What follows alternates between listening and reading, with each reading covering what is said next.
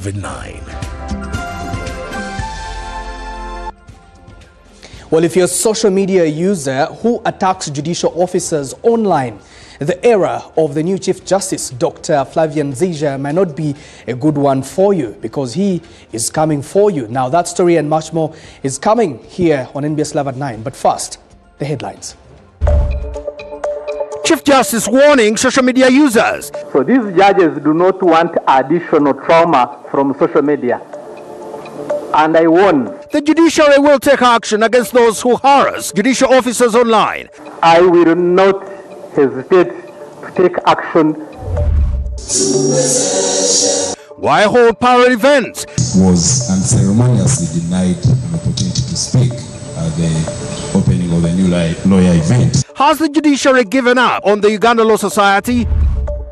Why are you lost? I can say without any contradiction that Government Chief Whip accuses NRM bigwigs of funding the opposition against him. invisible hands were definitely visible. The death of FDC in Lango sub-region. Executive members, the NEC members who are in the party, their legs are in between NRM and... How did NRM sweep the Blue Party off its ground? The party was shaken. The US visa question. It is true that Ugandans are misusing visas. Government warning Ugandans against breaking the rules. May be subject to deportation. And the good news is, reaffirm that commitment by strengthening public awareness and also reinforcing the system designed to protect. Ministry of Labour launches a comprehensive safe labour migration awareness campaign. Ensure that they go through companies licensed by the ministry. This is NBS Live at 9 with Victoria Sibia, Samson Kasumba and Kanari Mugume. Welcome to NBS Live at 9. On to our top story tonight. The Chief Justice, Dr. Flavian Nzija, has vowed to take firm action against social media users who harass and attack judicial officers online, insisting that no officer should be subjected to intimidation while executing judicial duties. He issued the warning while presiding over the official opening of the new law year in Kampala today. Hundreds of judicial officers, government officials and a section of members of the bar attended the opening of the new law year, an annual ceremony where the judiciary accounts for its performance in the year under review and outlines priorities for the year ahead. Representing President Yoweri Museveni, Vice President Jessica Alupo pledged government support towards strengthening the justice system and ensuring access to justice for all Ugandans. I undertake to support the operationalization of this court so that we provide our people with cheap and accessible justice. In his address, Chief Justice Flavian Nzija struck a firm tone, warning that while the judiciary remains open to constructive criticism, decisive action will be taken against individuals who personally attack judges or subject them to online harassment. Judges do not want additional trauma from social media. And I warn that I will not hesitate to take action to whoever is. Maybe I should emphasize this. Justice Nzija further highlighted an improvement in the case backlog, which declined from 26.32% last year to 24.20% this year. He also outlined key challenges faced during the previous year, including interference with judicial independence, inadequate budgetary allocations, staffing shortages, and unsuitable court infrastructure, among others. In his remarks, Minister of Justice and Constitutional Affairs Norbert Mao described the judiciary as a reliable institution, urging the public to disregard social media narratives but portray it otherwise. Even chicken thieves in the village cry out, "Take me to court." All sorts of bad elements, they want to be dragged before the court.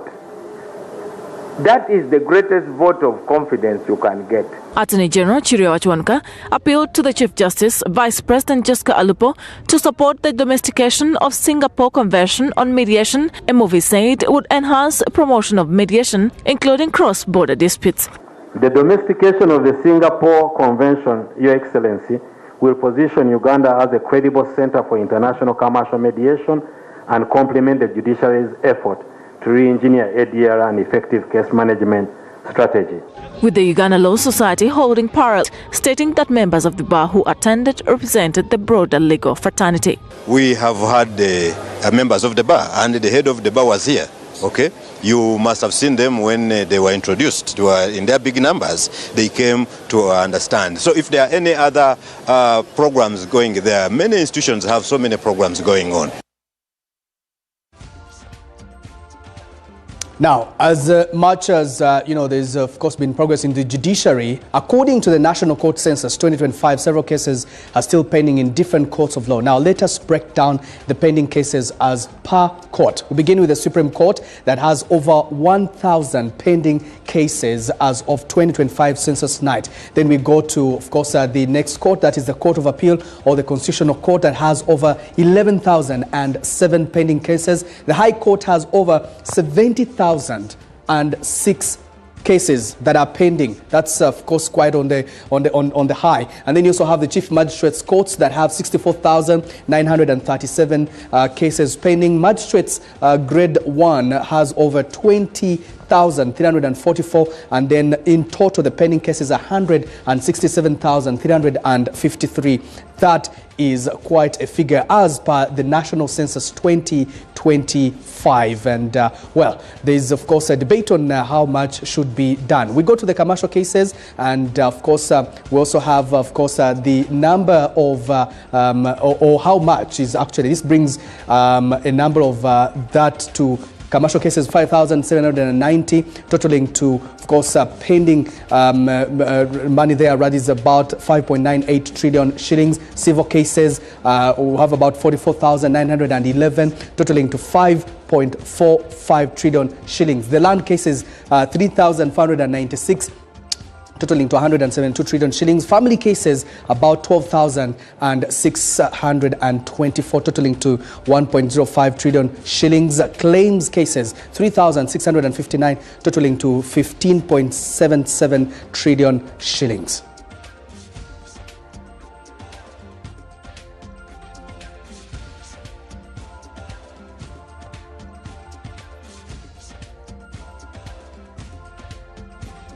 Those are the cases pending, and that's the monetary value that is attached to that. Now, the Uganda Law Society has held a Paro New Law Year ceremony after being excluded from the guest list by the judiciary for the official opening of the new law year. At the event held at its offices, ULS launched its Elections Observatory Report, highlighting what it describes as widespread violations of the law during the recent elections. Unlike previous years, where the Law Society was formally represented at the judiciary's ceremony, ULS leaders say they were not invited as an association, but a few of their colleagues were invited in their individual capacities, which informed their radicalism. Traditionally, the Uganda Law Society has always been part of opening of the new law year. However, this year its leadership and members opted to stay away and instead organize their own parallel new law year. Uganda Law Society officials say that after reviewing the program and the judiciary ceremony, they realized that they had no slot allocated for the society to speak, prompting them to organize a separate event. That the voice of the bar will not be silenced. According to the ULS leadership, this is not the first time the society has been sidelined.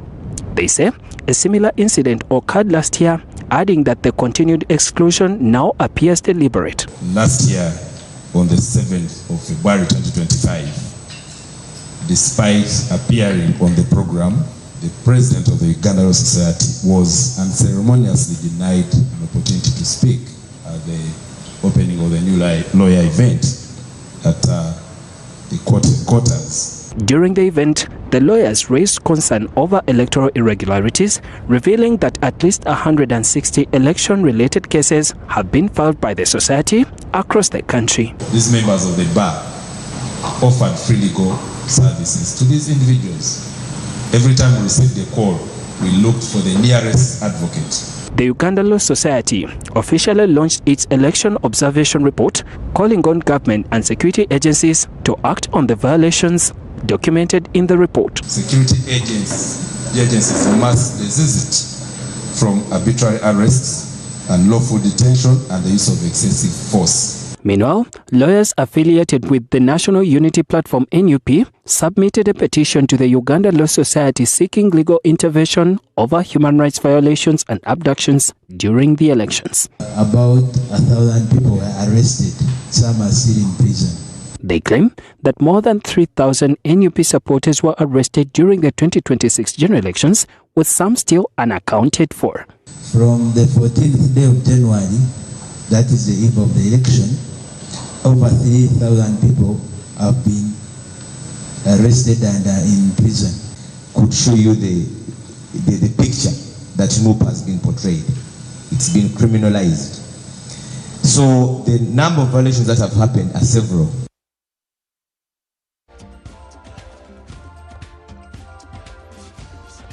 The standoff between the judiciary and the Uganda Law Society is getting scruffy, leaving many questioning how it got here and whether there's a way out of this mess. Let's take a look. Between the bar and the bench began with the emergency of the radical new bar under the leadership of Isaac Semakade. This was in early October 2024 when, after his swearing in, Semakade vowed to remove the offices of the Attorney General and Solicitor General from the Uganda Law Society Governing Council, a move that was in contravention of the ULS Act. He later purported to abolish the positions of Attorney General and Solicitor General within the Uganda Law Society through Executive Order Radical New Bar No. 1 of 2024. A week later, Semakade issued Executive Order Radical New Bar No. 2 of 2024, discontinuing the two ULS representatives to the Judicial Service Commission. Around the same time, ULS withdrew the appeal in Uganda Law Society versus Kalali Stephen, which had challenged the orders of Justice Boniface Wamala in Miscellaneous Cause No. 129 of 2023, Kalali Stephen versus Uganda Law Society. The tensions between ULS and the judiciary further escalated when Semakade and his council issued Executive Order No. 3 of 2025, calling upon members to submit evidence against the then head of the Civil Division of the High Court, Justice Musa Sekana. This followed Justice Sekana's issuance of a temporary injunction restraining ULS from conducting elections for its nominee to the Judicial Service Commission. Semakade's alleged continued abuse of judicial officers led to the institution of private prosecutions against him at the Buganda Road Chief Magistrates Court. His eventual conviction and sentencing for contempt of court caused him to view the judiciary as a persecutor, culminating in his self-imposed exile. In February 2025, the Radical New Bar President Semakade again clashed with the judiciary when he was, without warning, struck off the Speaker's list by the Chief Justice Alfonso Windolo, who later demanded an apology from Semakade for his alleged previous insults and dehumanization of the judiciary. Owindolo said without the apology, it will never be business as usual for Semakade. Semakade again found himself entangled in at least 3 legal battles across different courts. The cases ranged from legal disputes over his radical decisions as ULS president to accusations of contempt of court and insulting a public official, specifically the Director of Public Prosecutions, Jan Francis Abodo. Following Semakade's exile, the judiciary has failed to hear ULS appeals, a position starkly illustrated by a letter from the then head of the Constitutional Court, now Chief Justice, Dr. Flavian Zeja, in which he stated that ULS appeals would not be accorded any special priority. This chronology of events perhaps explains why Uganda Law Society chose to hold a parallel event as the judiciary opened the new law year. Now let's throw some perspective onto that story. We're now joined by Milton Ochen, who is a member of the Uganda Law Society and also a candidate for the Judicial Service Commission, to discuss the standoff between the judiciary and the Uganda Law Society. Counsel, many thanks for joining us tonight. Do you subscribe, being a member of Uganda Law Society, do you subscribe to what the Uganda Law Society just did, headed by the Vice President there? Thank you, Canary. Good evening, viewers. Canary, when you ask about whether I subscribe to that or not, allow me to say that as a member of Uganda Law Society, looking at events that have been happening as replayed by yourselves for the viewers, it's a bit unfortunate that on an important day like the new law year, we are having parallel events. I would rather that we work as one between the judiciary and Uganda Law Society as members of the bar. And this is particularly very important because both the judiciary and the Law Society or the bar are part of the legal system. So we all work as one to achieve many things, including rule of law. These two institutions are merely parties in the legal system as designed under the law. I hear you. It is important that we work together. So when you don't work together, the bar and the judiciary, who stands to lose here? Thank you, Canary. The list of casualties is quite long. Allow me explain that first and foremost, everyone stands something to lose. With such standoffs and tensions, there are reputational damages both to the judiciary and both to us as lawyers or members of Uganda Law Society. It would appear like we cannot solve our problems, but to a larger extent, the public, because we need public confidence in execution of our duties, both the judiciary and Uganda Law Society. So everybody stands something to lose. Members of the public lose because then if there's reputational damage, you saw in that clip when the Attorney General talking about ADR. I come from a commercial background. As a country, if the state of affairs of the players in the legal field, the judiciary and Uganda Law Society, we are having tensions at loggerheads. At a commercial level, we need to attract global players into this economy as a commercial destination for resolution of disputes. Right. That is just another example. So everyone else has something to lose. We, the members, we lose. The judiciary itself also has something to lose. Members of the public, most importantly. So everyone is a loser here when you do not work Everyone together. is a loser in my view. So you understand that as a member of the Uganda Law Society, and yet this seems to have emanated from the background of just one individual, the president of the Uganda Law Society, Isaac Semakade. If you know that everyone is a loser here, how come you, as members of the Uganda Law Society, have not done anything in that regard to make sure that you resolve the crisis? Thank you very much, Canary. I'm not interested so much in blaming a particular person, but it's important that we have a history, the context with how we got here. You played the summary of the events as they happened, but I'll tell you this. As far as these two institutions are concerned, there was a meeting with the Chief Justice, between the Chief Justice and the President of Uganda Law Society. I was privileged to be part of that meeting. And very good discussions took place there. The Chief Justice Emeritus received us with open arms. He gave his personal number to Isaac Semakade and told him, you can call me anytime. Let us work together to resolve this. I am okay with positive criticism. After that, again, a section of the members started attacking Semakade, including Malema Birizi, who said that Semakade Yalia. Now, that also had a swing. It shifted tensions. Now, the president now took the approach that to dispel the accusations Semakade Yalia. That is how we lost track. Before we knew it, somebody was being insulted, and so on and so forth. And this is how we got there. So, members have not done nothing. Personally, I've reached out to the key stakeholders. I'll tell you that, for example, I reached out to the Attorney General at a personal level and requested him whether we could find a solution. He told me personally and said, Milton, I have no problem to have meetings and dialogues to resolve this problem. So it is not that members have not done anything. There are some senior members we've talked to that have the clout to resolve these things, but they say, I don't want to be abused. But I'll tell you that, still, the leadership or the council still enjoys a bit of support. And people choose to stay away sometimes because these positions of leadership are time-bound. Some people are seated on the fence waiting for the tenure to end, so that they can then take on from the next leadership. Thank you. Well, we'll see how that really gets resolved as the tenure gets to the end. Milton Echen, many thanks for speaking to us tonight. Thank you.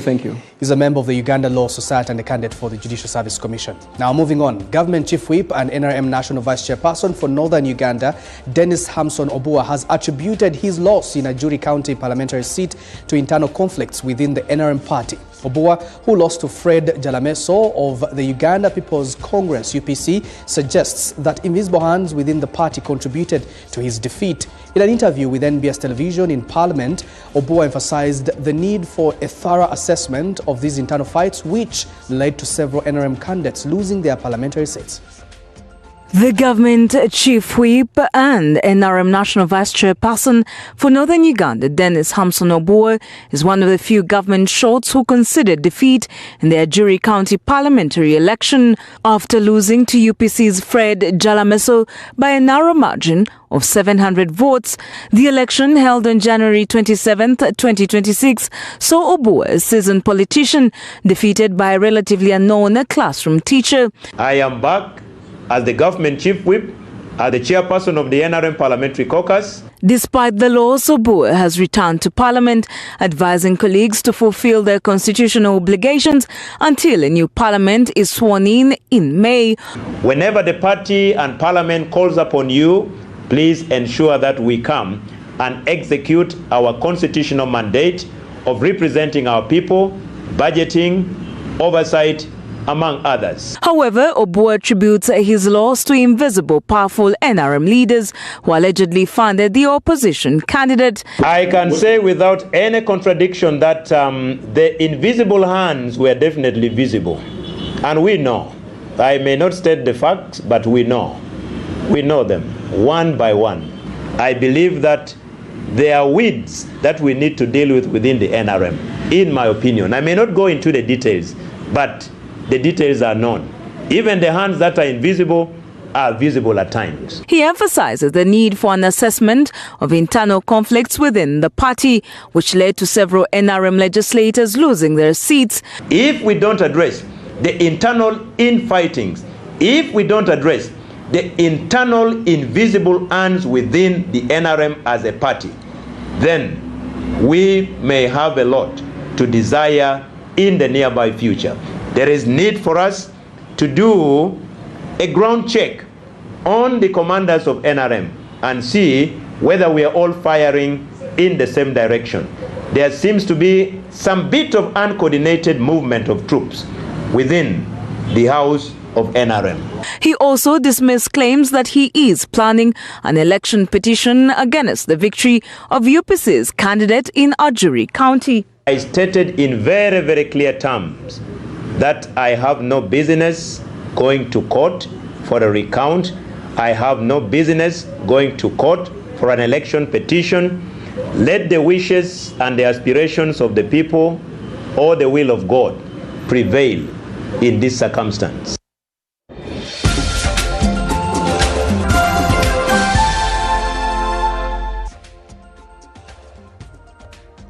And let's take a look at your feedback on our opinion question. Tonight, the question is, how in your view can the rift between the judiciary and the Uganda Law Society be resolved? Hashtag NBS Live at 9. On to our first comment right there, and that is on X, coming in from Karanaki Arthur. He says, adopt a formal conflict resolution code binding both institutions, mandating internal dialogue and respectful communication before public statements, reducing escalation while preserving institutional dignity and public confidence in justice.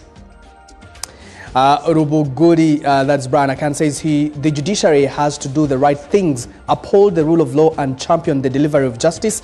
That is all Uganda Law Society is fighting for. That is another comment. And then the last one coming in from Turiago Manao Promise says, simply following the law! Exclamation mark.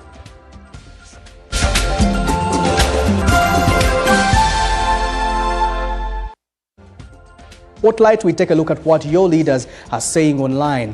And this is the head of the presidential press unit, and that's Sando Walusimbi. Says, hi folks, it's not true that President Yoweri Museveni has appointed anyone to the position of CEO of Uganda Airlines. The public is advised to disregard all social media messages claiming otherwise. The president yesterday met Mr. Garmawake, former CEO of Ethiopian Airlines, and held discussions on aviation management, among other topics.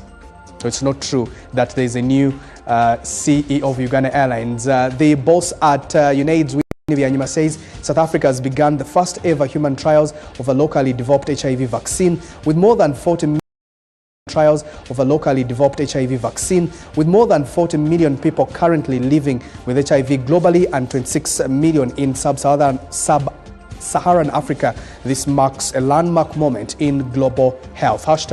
#EndAIDS. NBS Live at 9 takes a break. When we're back here, Samson Kasumba will take you through more stories making headlines tonight.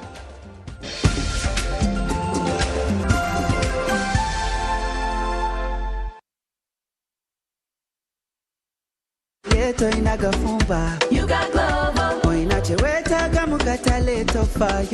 You got Glovo. You can order what you want. You can get what you need. You got Glovo. You got it all. Order Glovo and receive it in minutes.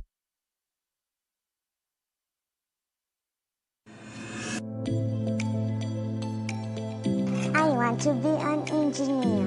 I want to be a chef. I want to be a mechanic. I want to be a musician. I want to be a basketballer. Twinbrook International School is a school where you will see people from around the world. It's diverse. You will have the opportunity to experience things you've never experienced before. We have highly skilled teachers and a comfortable environment that does not pressure but eases the minds of students to help them into their future careers. Our school integrates art, culture, history, language, and performing arts such as drama, music, and dance into the academic curriculum. Work smart, succeed. Twinbrook International School.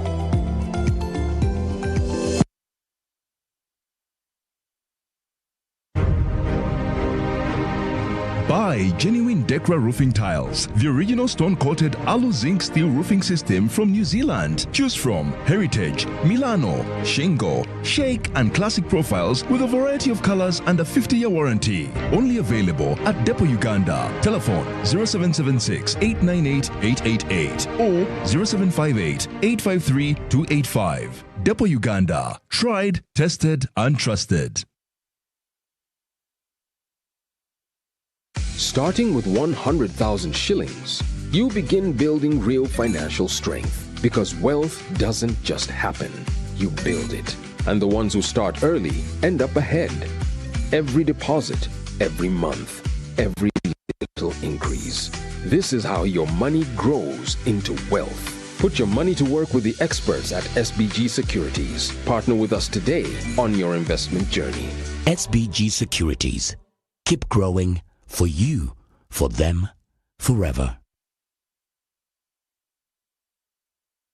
If whiskey could talk, Johnny Walker Black Label would sing.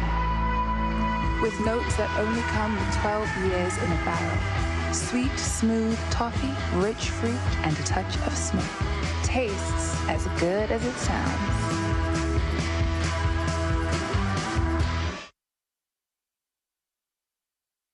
So, Muchara. Yes, Daddy. You know the children are going back to school and things are a bit tight. For now, why don't you take half of the fees to junior school, and for the school van contribution, we shall pay later. Daddy, why don't we pay using MTN Momo, where we stand a chance of winning school fees for a whole year and more? By the way, you can also apply for a school fees loan, and also participating schools can win a school van. That's right! Win school fees for a whole year and more. Get Momo goodies and a school van for participating schools. You can also apply for a school fees loan. Simply dial *165 *80# or use the Momo app.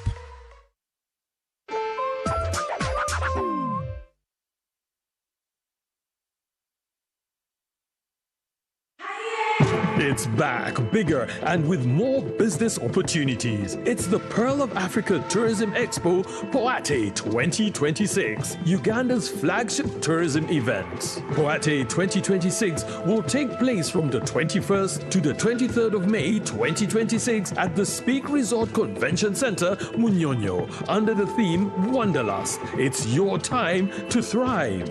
Yes, it's your time to tap into Uganda's renewed optimism and tourism growth. Tourism stakeholders, travel trade partners, and tourism enthusiasts will be part of the Poate Poate 2026. Come and network with like-minded people and unlock new business opportunities. To participate, register at www.poate.co.ug. Poate 2026 is brought to you by Uganda Tourism Board and partners.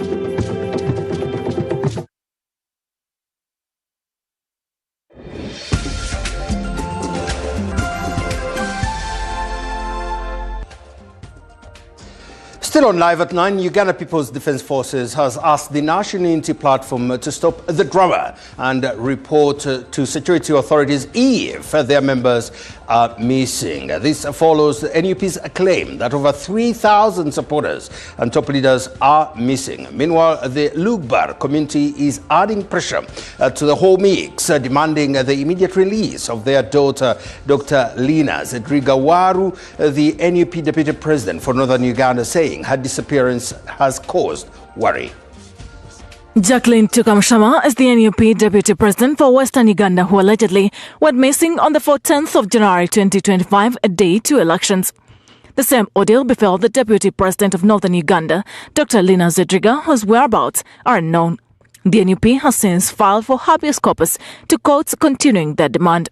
Today, the Lugbar Kari Cultural Institution leaders expressed concern over the continued unknown whereabouts of Dr. Lina Zedriga. These are demanding for unconditional release and accountability of their daughter. About the forced abduction and disappearance of the trace of our daughter, Dr. Lina Zedriga, period of Dr. Lina Zedriga's disappearance has superseded the cultural tolerable search. For them, it's becoming uncomfortable as they count two other sons whom they say have left the society with cold feet. We therefore appeal to the government arms responsible for protection of all citizens to take full responsibility to find our daughter, Dr. Lina Zedriga, dead or alive. And whatever is happening, we are not happy with the government. While the demands pile on to the constant demands by the National Unity Platform, the UPDF Acting Defence Public Information Officer, however, says the National Unity Platform demands and allegations on the missing party members are a wave of drama, questioning whether they have reported to security authorities. We demand, number one, the stoppage of abductions. And we are demanding the release of all those who have been abducted. We have seen over time that the National Unity Platform enjoys drama quite a lot, and probably it's part of their strategy to do their political communication. A case of a missing person is a very serious matter. I've noted compared notes with my counterparts in the Uganda Police Force. The military states that anybody who commits a crime or is suspected can be arrested for investigation purposes. Colonel Chris Magezi indicates that no one is above the law and that he is not aware of any investigations sanctioned particularly for National Unity Platform. But up to this point, I'm not aware whether the National Unity Platform or the relatives of the said individuals have filed any case of missing persons to the authorities, in particular the Uganda Police Force. What we have been seeing are political statements by NUP leaders in Kampala without providing any evidence. The NUP has insisted that over 3,000 party members are in police custody. It is the Forum for Democratic Change FDC once the dominant opposition political party that is grappling with its worst political collapse after losing its last parliamentary seat and watching senior regional leaders in Lango sub-region defect or campaign for the ruling National Resistance Movement NRM. The crisis deepened when Moses Okot, FDC's only remaining MP in Lango, lost the Choga county seat to UPC's Collins Angwech, exposing deep structural weaknesses and internal division.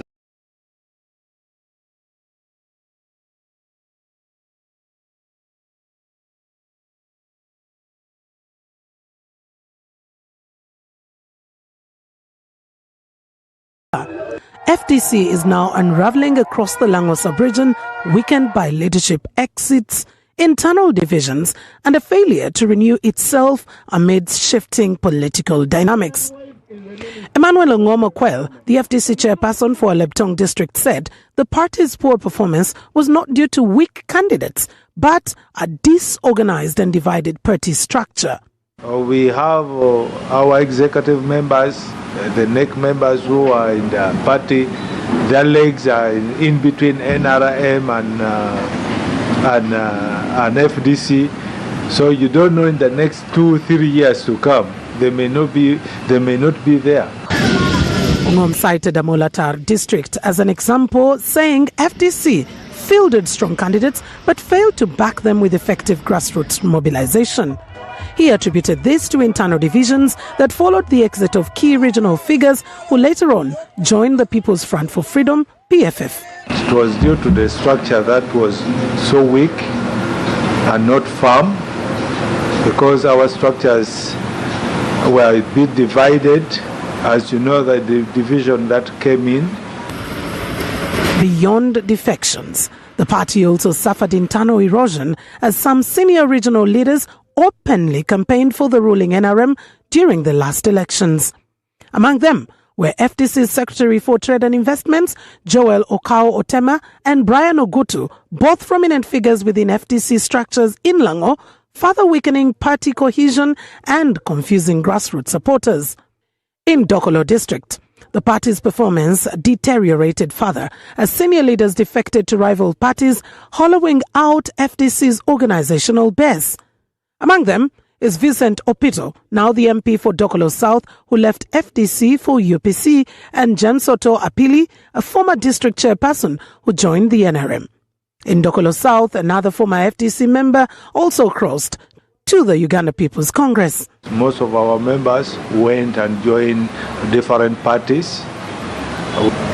The party was shaken, and that is why we had to lose in those districts. So they need to maybe summon a new spirit among the members and also reinvent some of their policies. Despite the setbacks, Ongom warned that without urgent intervention from the national leadership, the situation could worsen, citing divided loyalties among some regional party officials.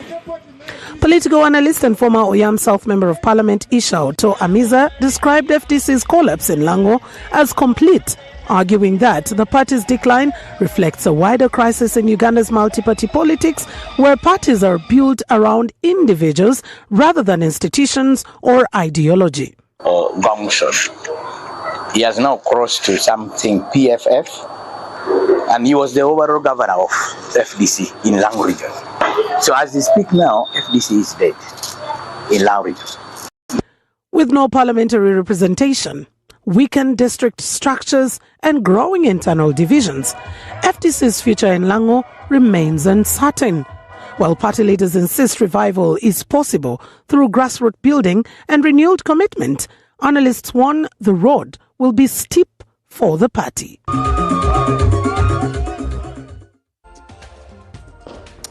Well, something to do with traveling abroad. Ugandans are traveling to the United States. You need to listen to this. Now, you are being urged to strictly comply with the visa conditions following fresh concerns over misuse and, yes, overstays. The Ministry of Foreign Affairs is warning that non-compliance by a few is now going to affect the many and the credibility of the largest number of Ugandans whilst in the U.S. Embassy says this. The U.S. Embassy saying the recent changes, including single entry visas, visa bonds, and tighter screening, are based on overstayed data and enforcement trends. The U.S. Ambassador William Pope insists that the measures are not meant to block legitimate travel, but to protect the integrity of the visa system and to ensure visitors respect the purpose and duration of their stay.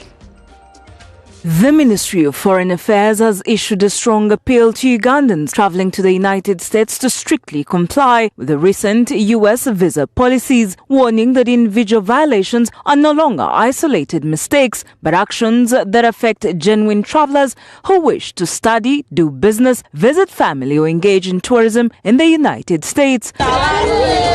According to the Ministry of Foreign Affairs, every visa issued is based on trust that the traveller will respect the purpose, duration and conditions under which it was granted. It is true that Ugandans are misusing visas. Not very many, by the way. Those few are the ones that are making it harder for other Ugandans to secure visas. The warning comes as the U.S. Embassy in Kampala confirms it is still seeing Ugandans misusing the non-immigrant visas, despite repeated public advisories. The Consular Section Chief at the U.S. Embassy, Tanya Ramanoff, cautions that misuse of a visa can result in immediate removal from the United States, long-term travel bans and permanent ineligibility for future visas. They may be subject to deportation and they may be ineligible for a visa and future entry into the United States. The embassy further warns that dishonesty during the visa application process,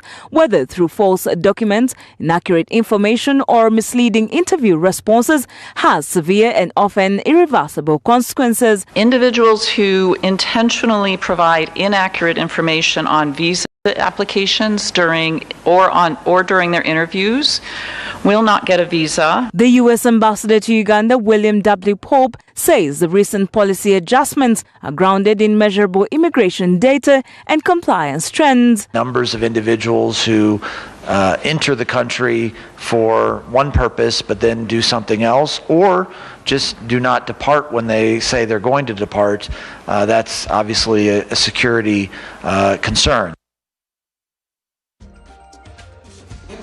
As the Electoral Commission concludes the 2026 general elections, the BVVK machines introduced to manage voter verification have demonstrated their importance in the electoral process. Now, the machines proved effective during the most recent polls held yesterday for the election of sub-county councillors. Now, these very machines have been in use since the presidential and parliamentary elections that were held on the 15th of January, as most of you recall. Although in some areas they initially faced operational challenges, however, in the subsequent elections for district chairpersons across the country, as well as for the city mayors, the BVVK machines played a critical role in facilitating the voting process and were successfully deployed nationwide. Now, the election of sub-county councillors marked the latest exercise in which the machines were used, deployed and proving operational across polling stations. Across various districts, the machines functioned smoothly, with each voter first required to place their fingerprint, or is it thumbprint, on the device, whilst after which the machine scanned and verified the voters' details before they were cleared to proceed and vote for the preferred candidates. Now, some voters praised the use of these machines, noting that the technology has been long overdue. The Electoral Commission procured over 100,000 BVVK machines, with each polling station being allocated to machines to ensure that voting proceeds smoothly without being interrupted or disruption. Now, the Commission is said to have spent more than shillings 250 billion on the acquisition of the machines, with the Electoral Commission set to conclude the elections with the National Female Youth MP scheduled for Friday, 6th February. The BVVK machines are poised to play another critical role in deciding who the next female youth MP happens to be.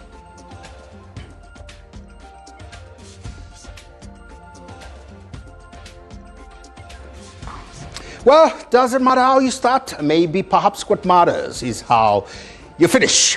The plight of Ugandans stranded in Myanmar, Cambodia and India due to illegal recruitment and exploitative working conditions has highlighted the urgent need for stronger protection for migrant workers. In response, the Ministry of Gender, Labour and Social Development has launched a comprehensive safe labour migration awareness campaign. Now, this initiative aims to address the root causes of such exploitation by educating Ugandans on how to migrate safely through licensed recruitment agencies, secure professional contracts and clearly defined remuneration and medical benefits, and as well to undergo proper pre-departure training.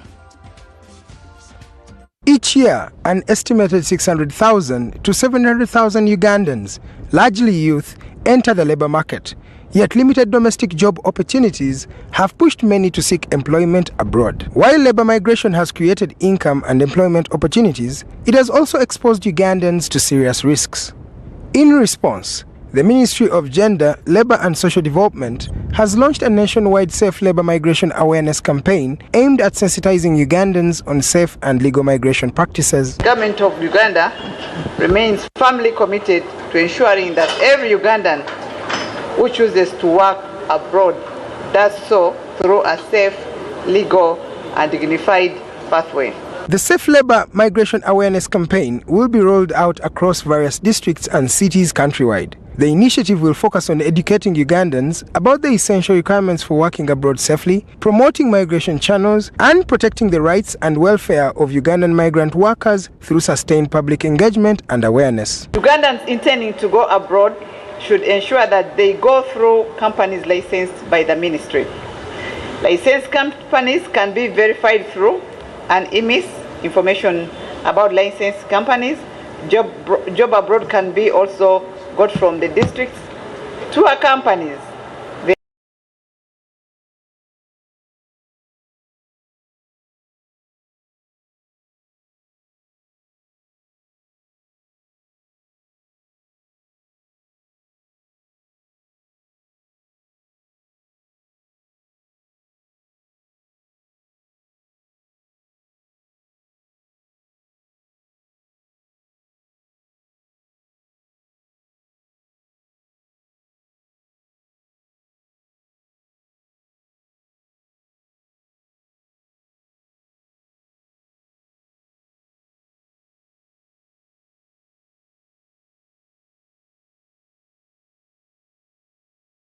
Been working with them. We have over 200 Ugandans. Some of them are not okay, they are sick, they really want to come back home.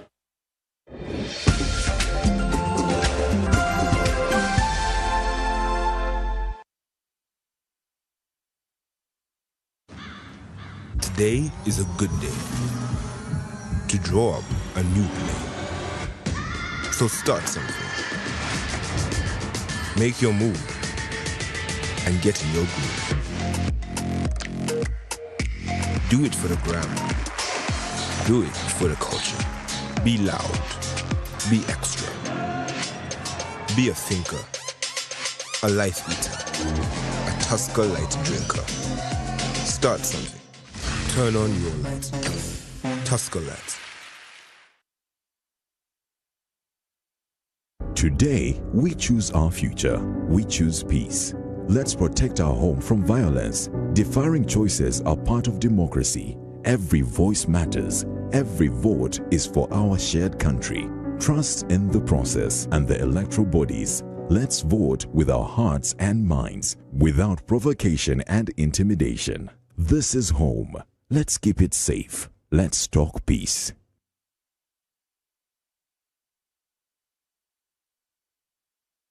Best friend you have for MTN yo ya dollar. Gamati best friend you MTN yo ya dollar nyo. Tutandikidde Kampala naye tugenda mu ggwanga lyonna nga tugaba school fees wa mwaka mulamba. Twebaza Omukama okuba nti nno atuwadde omukisa guno ate ne MTN okuba nti esasulidde omwana fees ez'omwaka omulamba ebe tutikudde omugugu era kuba sente zo ziba nyingi nnyo. Sasula school fees ng'okozesa Momo. Onyiga *655*80# ng'osasula school fees w'omwana wo, essomero nga liwangula school van, naawe bw'oba kwegamba nga embeera ekukuttemu ng'ofuna school fees loan. Weewaawo.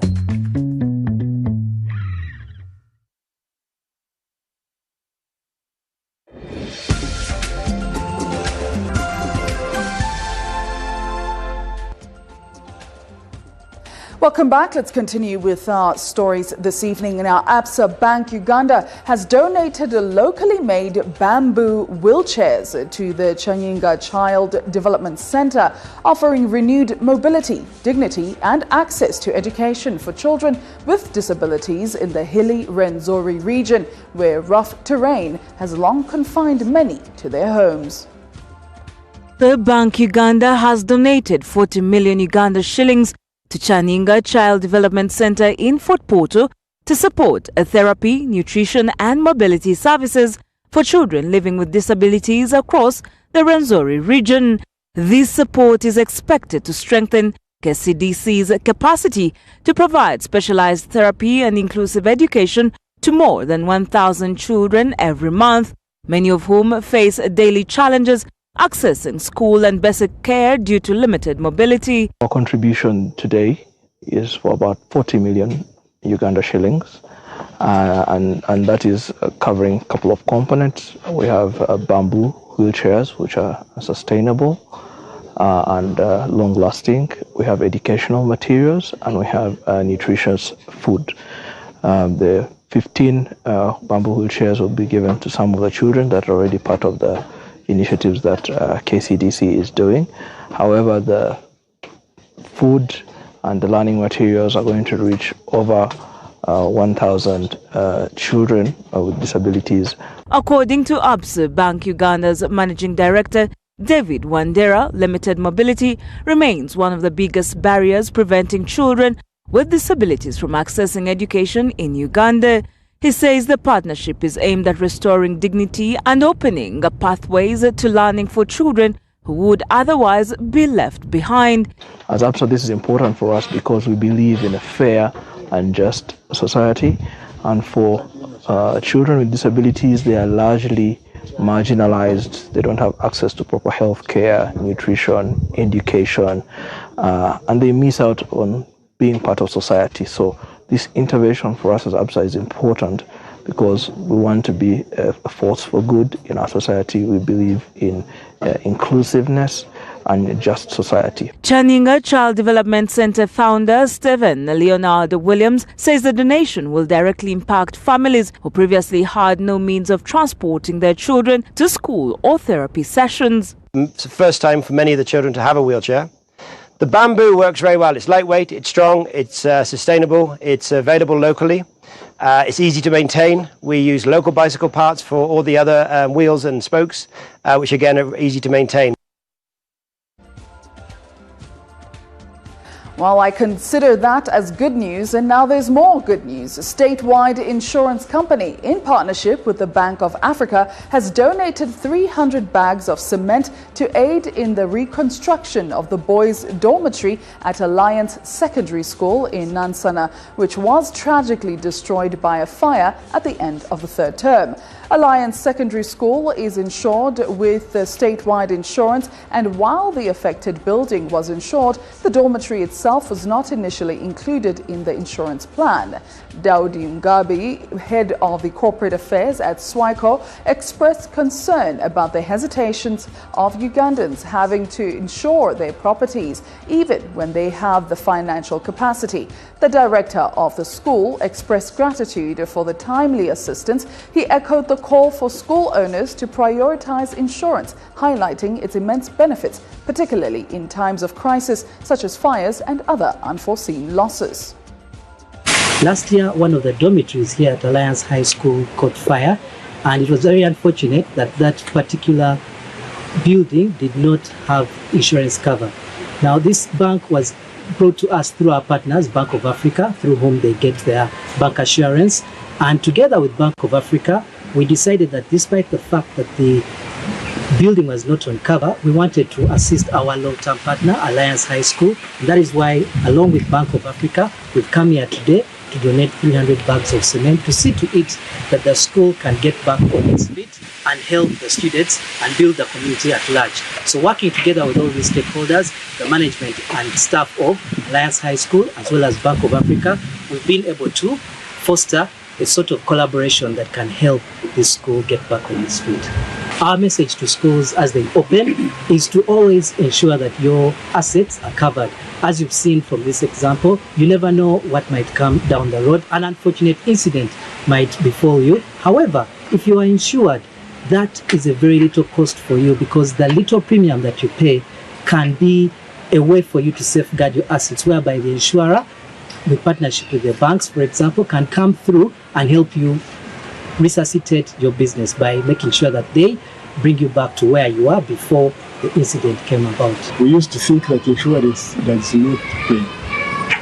And I think that's the impression most of the school owners, head teachers have. Now I'm just calling on all those head teachers and school owners, those who still think insurance people do not pay. Today, me, I'm witnessing it, and I'm advising all the teachers or directors to insure whatever property they have in their school. And now across Africa and the international stage, Britain moves to sanction key figures accused of fueling Sudan's brutal war. Nigeria deploys troops after one of its deadliest jihadist attacks this year, and the United Nations warns global human rights protections are at risk as funding cuts push into operations into survival mode. Britain has imposed sanctions on 6 individuals accused of committing atrocities or sustaining Sudan's devastating war. The measures target senior commanders from both rival forces, the paramilitary Rapid Support Forces and the Sudanese Armed Forces, as well as alleged financiers and foreign mercenary recruiters. Foreign Secretary Yvette Cooper, speaking after visiting the Sudan-Chad border, called for an urgent ceasefire and unhindered humanitarian access, vowing to dismantle what she described as the war machine behind the violence. The conflict, which erupted in April 2023, has displaced millions, devastated cities and drawn in regional actors. London says the sanctions aim to curb the flow of weapons, fighters and funds that continue to prolong one of the world's worst humanitarian crises. Meanwhile, the United Nations Human Rights Chief has issued a stark warning global human rights protections are at risk as severe funding cuts cripple operations. Volker Turk is appealing for $400 million, saying his office is operating in survival mode after sharp reductions in contributions from the US and Europe.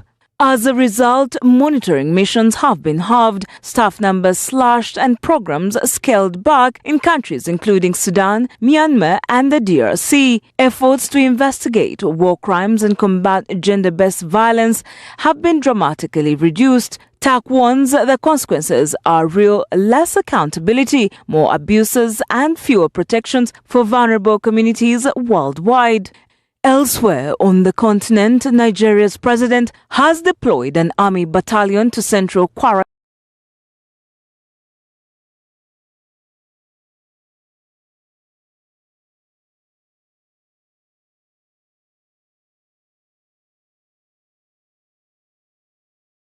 groups linked to Islamic State are pushing south from Nigeria's conflict-hit north. President Bola Tinubu condemned the violence as barbaric, praising villagers who rejected extremist demands to abandon the Nigerian state and adopt strict Sharia rule.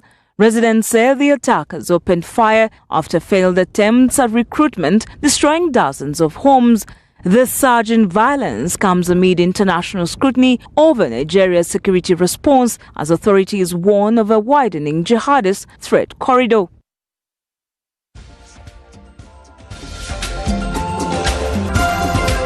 Business Pulse.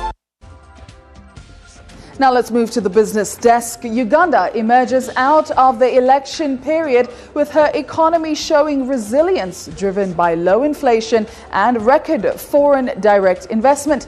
The country's macroeconomic stability, effective fiscal and monetary policies, and strong public spending are expected to sustain growth, with projections indicating over 7% growth in the medium term. Uganda has registered the highest surplus balance of payment recorded in the last 15 years, attributed to the strength of the financial account, albeit a negative balance of trade of $4.9 billion. We enjoyed a surplus balance of payments, and this is the highest balance of payments surplus in 15 years of about $2.37 billion. What do we mean by a surplus BOP? That overall, Uganda has received more money than the money which has gone out. This performance is attributed to high gold export revenues, growing coffee receipts, with coffee coming in as second largest foreign exchange earner, remittances, tourism, and a growing investment portfolio as well as foreign direct investments. In the past 15 years, we have added 34 new products to our export basket. And this has helped Uganda to earn money from so many things, and as a result, the export performance improves. Of course, the traditional exports still perform, like coffee is still our number two largest export earning. When you look at last year, we got about $2.2 billion from coffee. The Permanent Secretary and Secretary to the Treasury, Ramadhan Govi, also boasts of a stabilized economy even as the country emerges from a highly monetized election period. That's one of the things which kept us awake for the time when we were heading into the election season, the campaign season especially, because often illicit money can easily move around election time.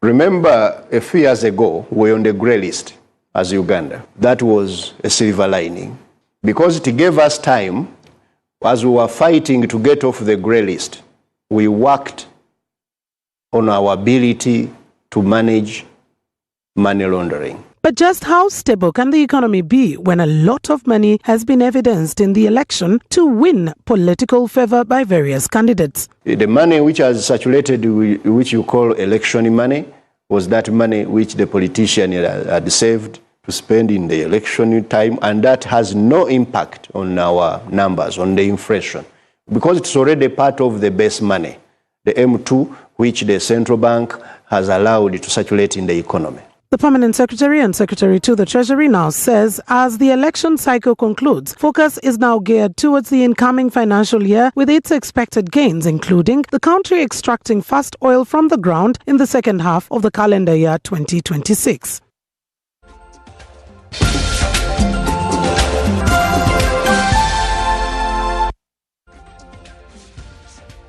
Let's have a quick look at our currency performance this evening. The shilling continued its upward trading with thin predictable limits as pockets of demand did not do much to change the course. As such, by close of day, the shilling was buying at 3,554 against the dollar, as well as selling at 3,564, while the British pound, on the other hand, they was buying at 4,825 and selling at 4,840.98. Straight to the regional currency over there, the Kenyan shilling was buying at 27.52 and selling at 27.64, while the Tanzanian shilling was buying at 1.36 and selling at 1.39. However, the markets did expect a demand to rebound full swing next week, and the shilling could surrender some ground. And that's our business for tonight. Let's take a quick break.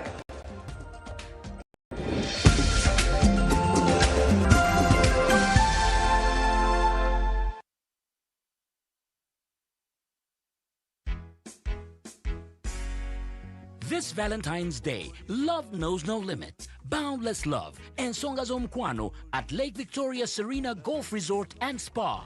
Feel the magic as legends Maddox Sematimba and Jamal Waswa serenade the night. Plus, step back in time with Rasta Rob MC and the Twins. Crown the night in our luxurious rooms from $165 single or $185 double. Tickets go for 1 million shillings for a platinum couple and 2.8 million for a group of 6, and includes a sumptuous steak dinner with house wine. Tickets available now at cricket.co.ug. Brought to you